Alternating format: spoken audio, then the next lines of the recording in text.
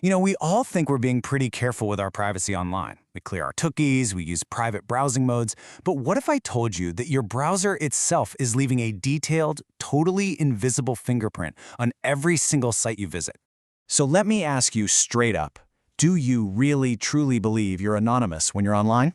Because the reality of digital tracking is so much more sophisticated than most of us realize. To get a sense of the scale here, just look at the experts. Even people using the Tor network, which is one of the most advanced anonymity systems on the planet, can't get perfect privacy. Yeah, determined trackers have found ways to punch right through its defenses. One of these methods is called a traffic correlation attack. And what's wild is an attacker doesn't even need to decrypt anything. They just watch the data going into the Tor network and the data coming out. By matching the timing and the size of that data, they can connect the dots and figure out exactly who you are. So if even the pros are vulnerable, where does that leave the rest of us? Today, we're going to break it all down. We'll start with the myth of anonymity, explain exactly what browser fingerprinting is, and then dive deep into a new study that reveals who is most at risk. All right, let's kick things off with part one, the myth of anonymity. And I'll tell you right now, this goes way, way beyond cookies. You're probably doing all the stuff you're supposed to do, blocking cookies, using private or incognito mode. But there's a much more subtle and honestly more persistent way you're being identified online that these basic tools just can't stop. And that leads us right into part two, your browser's unique fingerprint. Think of it as an invisible signature you leave on every website you visit. So, what is it really? Well, browser fingerprinting is basically a technique where websites collect a whole bunch of tiny little details about your browser and your device.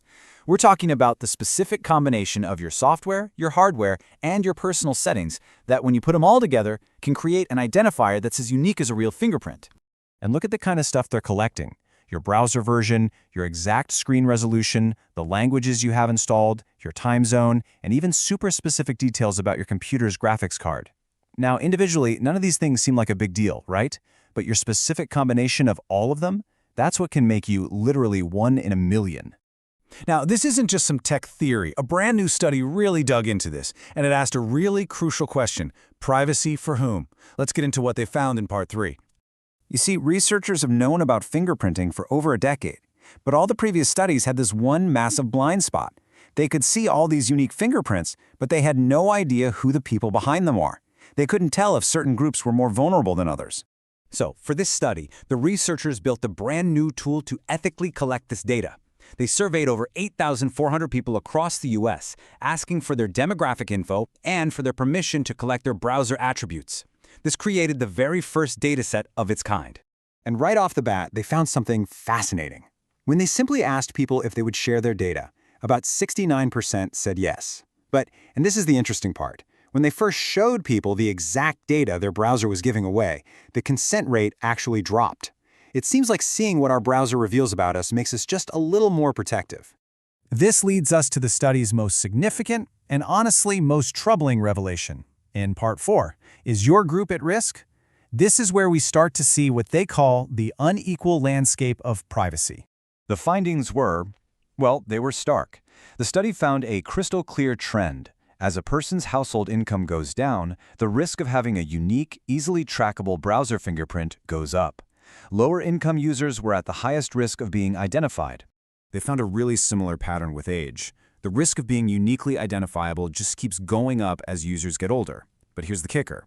The study also found that older users were the ones who were most concerned about being tracked.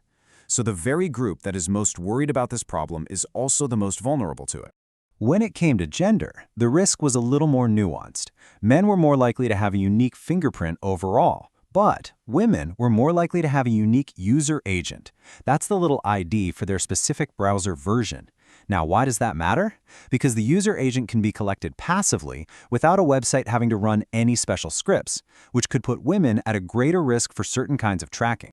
But hold on, because the danger doesn't stop with just identifying you.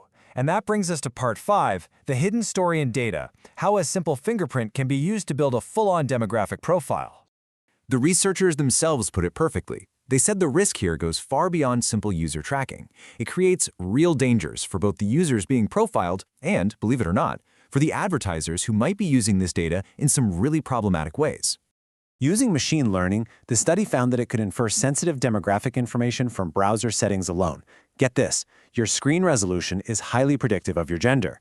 Information from your graphics card can reveal your age and income.